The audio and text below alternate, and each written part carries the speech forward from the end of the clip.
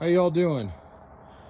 Jeremy here, Jeeps Unlimited Parts Breakers, 303-666-9020. This is a customer's project. We got it a year ago, and it's finally starting to see the light at the end of the tunnel. And I know this as far as the tub goes. You're like, what the heck are we looking at? Why did it take a year? Well, wasn't really a lot to do with the tub. There is a few things we're doing on it. The purpose of this video, for any of you that are curious, because the customer kind of already knows, is we have to clean up the bottom side of this tub. It's likely going to get painted, more than likely, on his end, but there's always a possibility on our end. We don't do paint ourselves, and we're trying to find a local shop that can do it. I do have one in Denver, but it's quite a trip for us. Take them down, and that might be what we end up having to do. So, because we have one more, so that people will ship us their Jeeps. There's we actually have several of them right now. I think we got 6 in waiting, and it's definitely a possibility. We are always going to be a lot longer on time. Well, I shouldn't say anybody else, because I think a lot of people are backed up, but we were for years mainly a parts yard, and we've kind of slandered into a half service.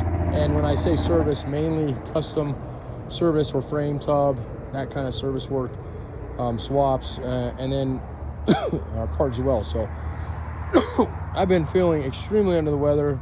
Unfortunately, I had an ER visit last week.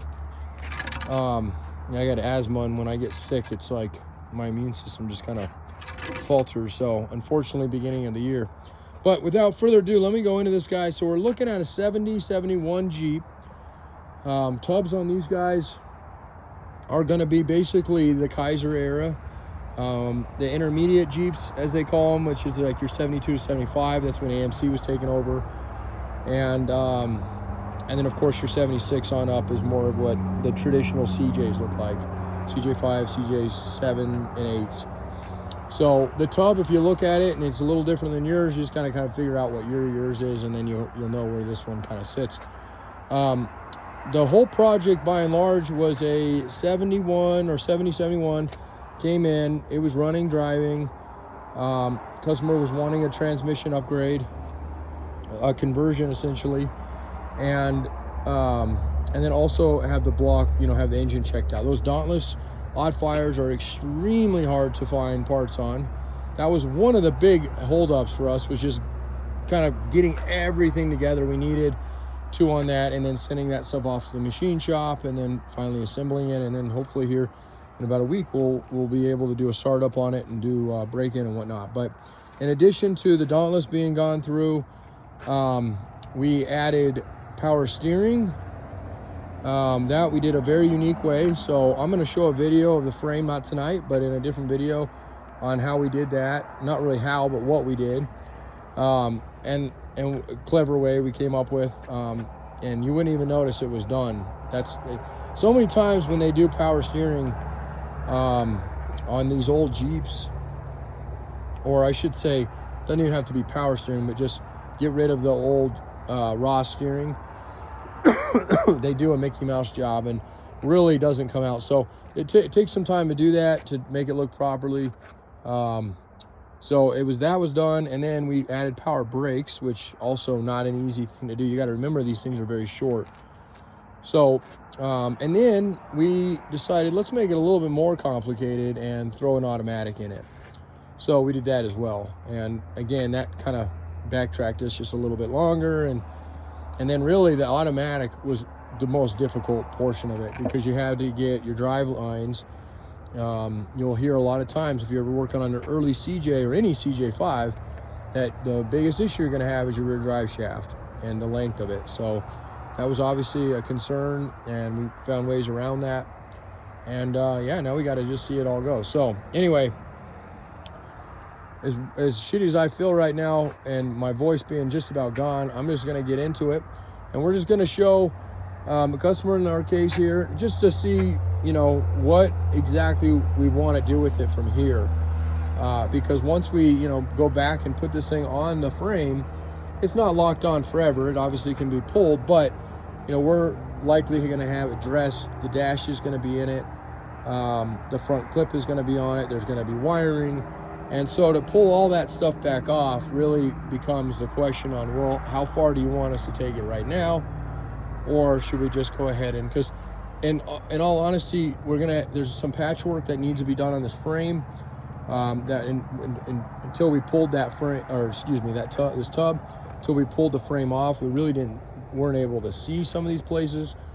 And from there, probably needs to be blasted, or at least cleaned really well to get a lot of the stuff that's kind of on it loose off of it. And then line the bottom. I would probably have the bottom lined. They did kind of a factory liner on the later CJs. And then, of course, the tub itself inside. It's got a liner on it there now, but it wasn't applied real well, so that stuff's starting to flake off.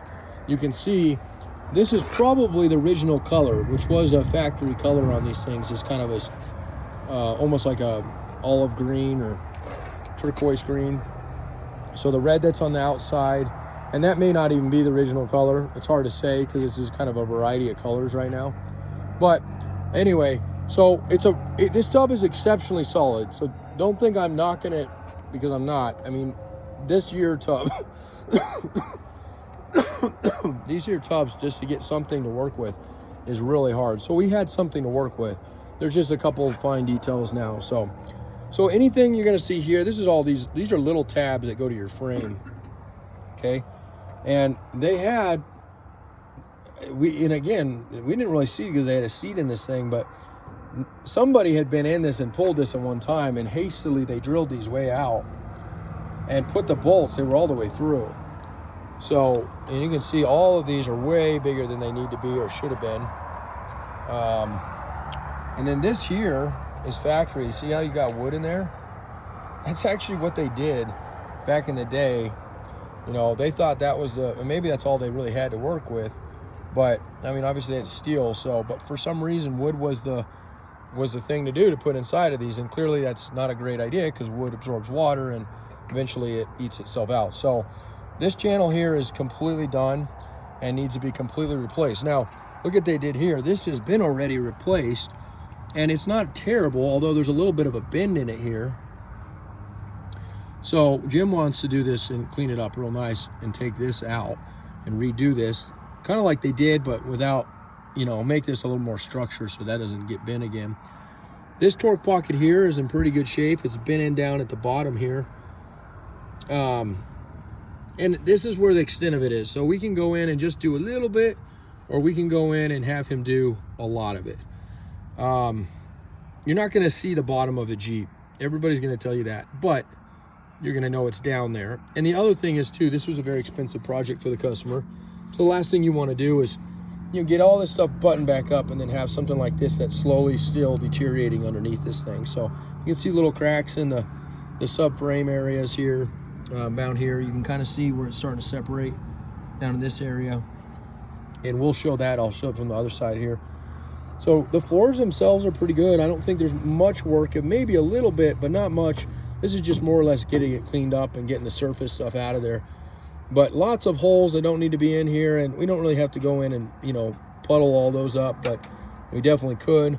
The tunnel is gonna change, so this is more or less a template we're working with right now. So don't really think about this because this is a removable piece, and this will change. This has you got to remember something. This was everything back in the day was manual. There was no such thing as a CJ5 automatic until about 76 is when you start seeing some of that kind of stuff start coming out. And even on those ones, it's very rare to see a CJ5 with them. You've seen them typically on the Quadra-Track CJ7s. But anyway, so again, I want you just to kind of not think of this right here.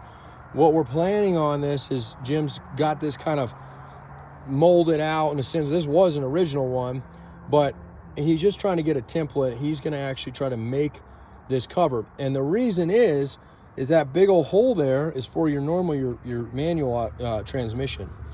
So that's not going to be there clearly, but we do still have a transfer case shifter that has to come up through it. And we want that to look clean. That hole there Again, something they cut out before that was just being covered up. A couple little holes that they had wires that's probably at some time not a good idea to do, but you know, some of that stuff. So Jim isn't a phenomenal. He's a little slow. We've learned that. I love him to pieces, but he is a little slow. He's retired. And, you know, is this something he's been doing for us on the side? So we're kind of at his mercy, unfortunately. If we were to bring in, I brought in one fabricator actually last weekend to help do some finishing up on the frame. And very expensive. I covered it, but it was just, that's why we didn't go that route, because it would have been about twice the cost using him. And he was even mad at me, which I was kind of blown away by. Actually, just found that out today. He wouldn't tell me what he wanted. He just said, oh, you know, we'll figure it out. And then at the end, I paid him. And I gave him $1,000 for 2 days worth of work. I thought that was, you know, phenomenal. But, I mean, he's a fabricator. I get it. Some people out there are probably going to criticize me there. But I did, in my defense, ask him over and over and over and over. And he did. He busted his ass. He was here all Friday night, all Saturday, and a little bit of Sunday morning. But anyway, my point is that I did try to make it very clear with him, and it's just a side story, but just goes to show you. So anyway, it's been a fun one, let me tell you, good and bad. So, okay, little things. You got this little guy here. But again, the floors themselves are very solid, okay? You got a little bit of bleeding through right here, and then you can see it up in this area. Okay, now I've hit this with the washer already, which will blow through this stuff pretty easy. I didn't want to go too much into this without talking to Jim, and he's like, no, if we're gonna do this, you know, wherever it goes, I'm still gonna cut it out. You can see a little bit. Sorry, guys. Anyway, and there's some rust up in these corners here. So a little, you know, a little bit of repair work, a little bit more time on this stuff, but got the axles mounted in, got the everything else, and frame sitting over there. There's no axles on it right now. They were all mocked up, all welded in place, so we're good to go there. It just needs to be painted. Again, painting that guy is like, well, do we paint it or do we sandblast it before we paint it? And it's a variety of orange and black and everything else. So, but again, I'll show you that later. So the back, you know, there's probably a little bit of charring on it, but nothing that needs to be attention back through here. These guys are probably going to have to be filled in from the top. We'll go to that side here real quick and show you that. But the other thing I wanted just to point out is that when I washed this thing, the liner started coming out really easily. Matter of fact, this stuff is not on, they did not prep this right. I didn't realize, I knew it was thin, but I didn't realize how thin it was until I started washing it. And that washer, especially with a little heat, is just, I mean, you could sit here all day like old Elmer's Flood glue and peel this stuff off. So I can get most of that off just with the washer, although, you know, get it real clean. So here's that mount from the top side. You can see that bolt went all the way through. You can see where they had a big washer in here. And then this one, another unique kind of, almost like a little hex shape there. And that was because the bolt head broke the washer and was starting to eat through, and you can kind of see the head of the bolt starting to kind of wiggle its way through. So that's the kind of stuff we don't want on this thing. Even though the off-roading is not going to be, you know, a big priority on it, we still want it capable. So, and road bumps too. I mean, heck, our roads aren't the best. So, you know, just driving out the grocery store sometimes like off-roading. So we got the fuel tank. That was another thing we did. That's all mocked up and all ready to go, just ready to bolt in. So, okay. And then here's our top side here. And a little bit of hole there. It's pretty solid back through here, which is great because this is a real weak spot in these tubs. And you can kind of see a little bit of light there. So definitely needs a little bit of work on the bottom.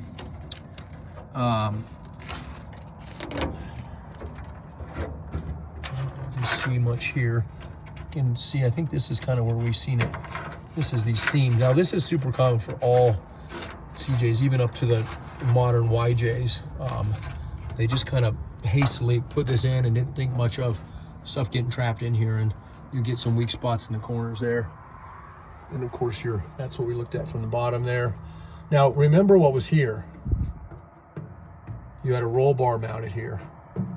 we're obviously going away from that. We're gonna put a roll bar, but not this style. Okay, and then the other one, you can see it mounted, that guy. The holes there. So this one hadn't completely ate itself out yet. It was still okay, but and then here's that weird, had some weird brackets in it. Some of these probably are factory holes, some of them are not. But that's what we're working on. You can see this was a weird mount they had in here. And you can see, it looked like maybe somebody brazed this. This is probably just a patch they literally put in. And that underneath, I think coincides with one of those frame mounts, which obviously shouldn't be all the way through like that, but all right. And then this guy, that's actually solid. We'll get it cleaned out, but then these oftentimes are done. So I still, look at that. That's to this day, this would still be a, you know, a clean tub. You know, resell. I mean, this is still a good tub. So even with these issues on it, you just do not see a lot of pre-71 tubs that are usable at all, and this is definitely usable. So, and then the other part of it when I was washing it was, you know, do we go ahead and start washing the outside? Not that it really needs it, but because I assure you that if this is done this way, this has been painted too, and you can see a little bit, but the moment that water catches one of these lips, we're gonna see, I'm sure it's gonna start lifting some of this. So, and there's a little bit of body work for whoever paints it. You can kind of see your couple dings through the bottom, but nothing. I mean, the body shop can be the determining factor there. A little bit of bubble in there. You know, the tunnel, or not the tunnel, excuse me, the windshield mounting surface, that's nice and solid. The cowl area is nice and solid. So there's a lot of good things going for it. Just has a couple things we got to clean up on it. So back corners are clean. And again, this is where somebody had attempted to put a tank in this at one time. They had started it. There were a few things on the frame that we noticed. The frame it did end up being buckled.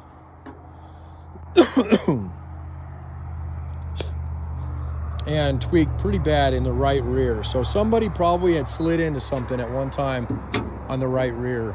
It wasn't until I working on it real late at night, trying to get the axle back in it so we could roll it down here as we were working on it in our upper garage. And I got it in, but it wasn't easy. It took me 3 or 4 hours by myself just cranking on the thing, trying to get the springs to kind of invert out because they were inverted in so bad.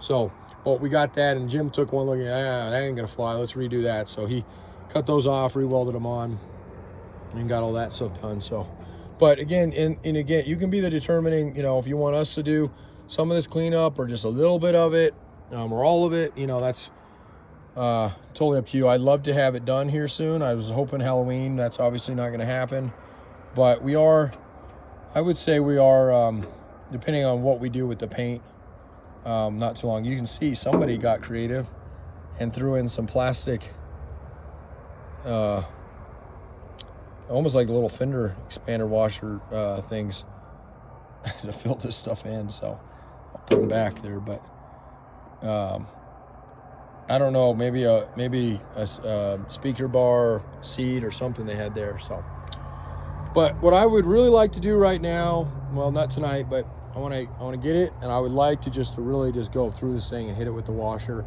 and not worry about, you know, what flakes off of it, because it is going to get painted regardless of who does it. I want to get it as clean as I possibly can so that we can fully see where are we going to pop up, you know, what the extent of some of this stuff is. And he's going to get in there and probably find a little bit more, but that will give us a good idea on what involved this is going to take as far as man hours. Material, there's not a lot of material that goes into this kind of stuff, a little bit, but not a lot. Most of it is just labor. So, and then we'll go from there. So again, we're talking this channel here, possibly some floor patches. We can clean this stuff up. He thought he could even rebend some of this if you want. If you don't care, then we leave that alone. There's, oh, excuse me, sorry, I almost dropped the phone. There's definitely some weaker spots in the corners. I would say we definitely want to get in there and at least reinforce that. Or again, if the body shop can do that, that's painting it, by all means, that's not a problem. Obviously, again, just one thing I want to reiterate is that right now it's easier said because it's all pulled, you know. But once we start reassembling this thing, and we can always disassemble it, you know, but I just feel like it needs to be running and driving when we send it back to you. So that's the way I'd like to do it. That's the way my guys want to do it. They're excited to be able to deliver it. So the main channel pocket here is in good shape.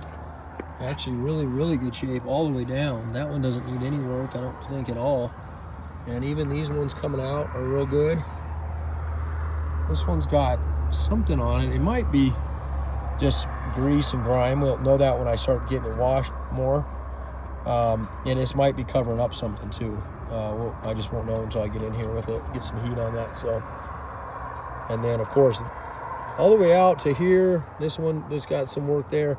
This here, and then that, and then the firewall was modified. Not by a lot, but a little bit. You can see this is completely off. When they patched that in, that should have been a little straighter. Kind of like this one. They did an okay job on. That one they were, I don't know, drunk maybe. And then they've cut this out, which isn't super uncommon. So I wouldn't fret about stuff like this. You can see the template for, and this hasn't been fully welded in yet. He doesn't want to fully weld all this until we figure out exactly what we're going to be replacing on this tub as far as panel wise, and then he'll go through and beat all this up and clean this up. So this is the template someone who would need to do this particular conversion with the power brake master that we're using. And then this one had the clutch one because initially we were going that way, but again, we're not going that way anymore on it. So, all right. I'm going to show you another tub that's the same era in the back, just so you can kind of see a good idea. And here is the frame. So again, I'm not going to talk too much about it, but anybody looking is going to go, wait a minute here, what the heck is going on? Yes, that's a later radiator support, and he did a great job of it. The original ones, they go right down here. We moved that up. That allowed us to use the Saginaw box as it was intended. He moved the motor mounts, lowered them, and instead of, and I'll show you what these look like when they're not done right, but he notched this out. It looks great. I mean, obviously it needs to be painted, but that's for your intermediate shaft to come through. Normally they cut those in really bizarre places. Those are the patches that were done on them prior to us getting them, and he did the best he could with cleaning them up. He said they really need to be, if you want it to look, you know, not, because it's pretty ugly there, that one specifically, that it would need to be cut out. But that's pretty extensive to cut all that out, because it's, I mean, even though it's not great welds, it is still there. It would take some time. So, and that was a reinforced. They were prone to cracking there, right at the edge of the firewall. So this is all custom made for the transmission. So it's using an original one, but we've had to move it back, and then they built kind of its own mounting area here. And then he redid these guys. So this is what was bent actually, and they were bent inward, so they were literally like this. You couldn't even, it wouldn't even sit like this. It was literally like a V. See, I told you I wasn't going to show you all this, and then, but it's just so hard not to. There's a lot of prideful stuff. This is where it was bent, and it was bent at the, you could see it where it was kinked down here. So they pulled and straightened this frame, and then to prevent it from happening, just because this is all open frame normally, they went ahead and boxed this one area in. You could, in theory, box the whole thing in, and a lot of people do that. They call it, it's when you see like a box-in frame. They didn't feel like for what the Jeep was going to be used for, it's probably necessary on this, but it's definitely something we can do. There's not really an advantage. It's stronger, obviously, if we do that, but it is more time. And the nice thing about these frames, because they weren't all boxed in, and they were mainly C-channel, which even newer vehicles do C-channel still, so the strength is there on them. The nice thing is, too, is that they don't rust as bad. because things just come right out of them. So, but there's definitely some areas they should have been reinforced, and that's one of them, and this is one of them. Matter of fact, this side probably needs to be the same thing. I think they fish plated this a little bit here, but again, it was kind of old school the way they did it. So, but you know, once it's blasted and painted, that stuff isn't going to really be shown. You can see they stiffened up that already. We just messed with the inside of it. So yeah, a lot of stuff. The spring packs have seen better days. I'm going to see if I can probably dig you up a set of those, because I mean, we can repack them, not a big deal. But let me show you a frame real quick for those that are interested. Customers seen a lot of this. So okay, so like this is what that original frame would have looked like. Matter of fact, there's the original mouse, and then this is what that original bar would have looked like. This one might be a little bit older, but not by much. Okay, so that there was completely cut out, and then they used that one. See what they did there? So that's upside down, but we cut one of our good frames just to get a nice clean piece out of it. And then that allowed us to use the Saginaw box. And we could have done it like they did it here, but see what they got to do? And every one of them is like this. Even the ones that were, you know, set up by a shop. I mean, look how goofy this shit is. This sheep came in running and driving. I mean, these things are, you know, and that's not the only one. In the other area, this is what yours would have looked like. We didn't cut this out. This was already cut out. You have to cut these out when you want to do that tank mod, put the tank in the rear. That was already done. So we know somebody was starting it because there were already holes in it. Somebody had it. They just, for whatever reason, maybe they didn't get it plumbed in right, and somebody went back to it, but somebody was going back and forth on it there for a while. This is another one similar. Another, you can tell the Buick mounts on there. There's a subframe. This one's a little bit longer, a little bit. Look where they, same area right there. And this one is kind of goofy. They put these dinky little plates in here and thought this will probably, and maybe it did enough, just a little frame sniffer in there. But not quite what you want. That was still original steering, so it wasn't modified there too much. Boy, my throat's gonna be sore tomorrow talking this much. All right, let's look at this one. So this one is really weird. Now it's upside, no, it's upside down. Looks upside down. So look at that thing. So everybody comes up with their own ideas here. And that's what we didn't want to have to do, is like do something like this, which unfortunately even the conversion companies, like the instructions, this is how they set them up. It takes somebody that doesn't want it to look like horse shit and go, no, we're not going to mess with that. But that's not even original. And then they notched it to nonetheless. So this one was boxed in a little bit more. You can see they boxed in the front there. Some of it wasn't done too bad, but, and then nothing back here for stiffener. And that rear section's already missing and all cut out already. So, and then this one was probably, who knows, maybe a GM, some other motor was sitting there. Oh man, yeah. All right, and then the tub out here.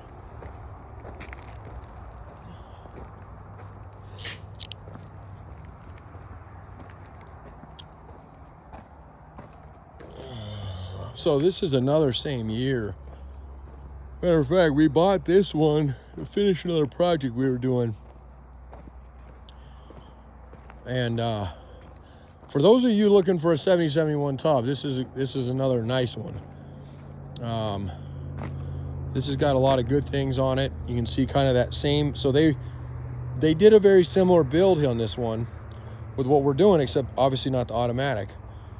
That kind of gave us that idea for some of this power steering, power brakes.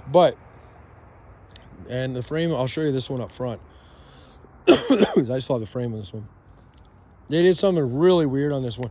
They literally cut, you remember, you got a big ass engine in these things, and you got to get this small little nose, you got to get all that stuff around it. So in this case, they moved the whole column, so it's like sitting here, which was really awkward to drive this one. They had it come out. They shot the intermediate shaft out through. They literally cut a channel in the middle of the fender, made it super flimsy, brought it out to a point, and then jointed it back over. And it worked. I drove the Jeep. Wouldn't have been exactly what I would have done, but, you know, if it works, then what's that saying? But this one's a nice tub. It's got a couple weird panel cuts in it. You know, I'm sure there's a couple holes in this one too, but this is a nice floor. This will make somebody a nice home. This one got a lot of holes back here from different roll bars they had. But, and then you can see, same thing. They capped that off. They had the tank. They had the in this case, they had the tank ratchet strapped up in there. I don't have the strength to flip this one right now, but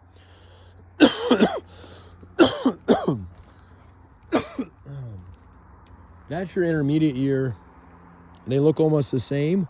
The way you can tell intermediate year, 72, 75 from early, the easiest way I can tell, and there's a few ways, you can tell by the lettering. See how the Jeep here, it's got that kind of a different like font. And then look at that one. Okay, that's one way to tell. And the other way, right, and these are just the easy ways. There's no hole up here for the cow, for your fresh air intake, because they didn't use that style there. They went to that in the intermediate, and then the AMC stuff. That's when they started going those different heater boxes. So, I'm gonna have to get on the phone with you guys, but that should do it. I made this video earlier, not this elaborate, and realized halfway through that I had the phone upside down half the way, and I tried to watch it, and I'm like, oh man, it's gonna drive me nuts. I can't send this to a customer, so I dropped the phone. When I picked it up right, so upside. I was in the landscape mode. I was upside down. So, but anyway, all right, buddy. I know this was for you, but anybody else out there looking, questions, comments, concerns, ideas, maybe a different way you did it. We'd love to see your rigs, your projects, especially your clean ones. I mean, I'm not going to discount anybody that does it like these, because I get it, but it's not something that, you know, we want going out of the shop with. I really don't even want this stuff leaving unpainted, but again, we don't have, unfortunately, a painter. We don't have a booth. I mean, it's not just, I can find a painter. It's fine having the booth out here and do it right. So I'm going to set this thing back down. The wind doesn't grab it tonight.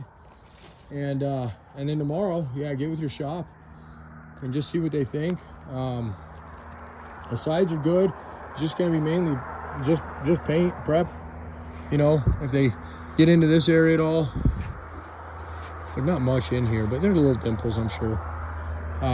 And then as far as this go, I mean, in my opinion, if you're going to line it, if you're going to paint it, you know, you're not going to run a top on it, I'm assuming. So, you know, get in there get them in there to get a real hard liner. Matter of fact, if you're going to line it, don't use that rubber crap, because it's going to do that every time.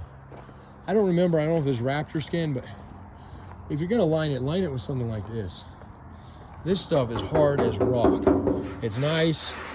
You know, it's not super rough, but it's rough enough. It'll hold up well, and it ain't coming off. So that's what I would put on the inside. And I would probably even suggest, since you're in Cali, putting that on the bottom as well. But we'll go from there. So you know what? I'll show you real quick that other frame, just so you can kind of get an idea. It's always, even if you're just another, you know, customer out there looking for ideas, it's kind of fun seeing some of the stuff, the way people have done it. Because, like I said, if I'm doing it in my backyard and I don't really care what it looks like, and I'm just going for functionality, I mean, you know, it's totally different thing. So we're gonna ride my scooter. It's gonna be a little bouncy here for a second. Oh, I gotta turn my headlight on. Check it. So I just bought this thing. My wife thought it was so ridiculous, but now everybody's jealous. It goes like 40 miles an hour, way too fast. But I'm only on speed 1. And it has full suspension. Although there's loose gravel, it's gonna bite me in the ass one of these days. So, alright, so this is the frame. And this is a really nice frame. I like this frame in a lot of ways, but there's some things I don't like. I'm not a huge fan of the way they did these shock towers. I know why they did it. I get it. There would have been a few other ways. And because of these things, not only did they have, see this shaft, look. So that notch there, this wasn't done too bad. This kind of, we did something similar to this, but we did it with the mount. See, all the way back there. And part of that was because, again, this thing was like coming out. That's how over it was on that firewall. When you turn, I mean, I'm not kidding, you got in it and your arm would hit the side of it. So, and then this is all, you can see how far out they had to bring this bracketry, and it just widens as it goes back in here. So they brought this way, way, way out, darted it way back, and then they moved the whole column inwards or outwards, and it was kind of obnoxious. So, and so they cut right here, as that big fender comes around there, they cut a notch here, and then of course they had a notch for these things. So the fenders were just absolutely like flimsy as what, but otherwise, you know, they did some cool things on this thing. You know, the 44's got disc brakes, although not a very clean job the way they did these. Not clean and really not easy to do.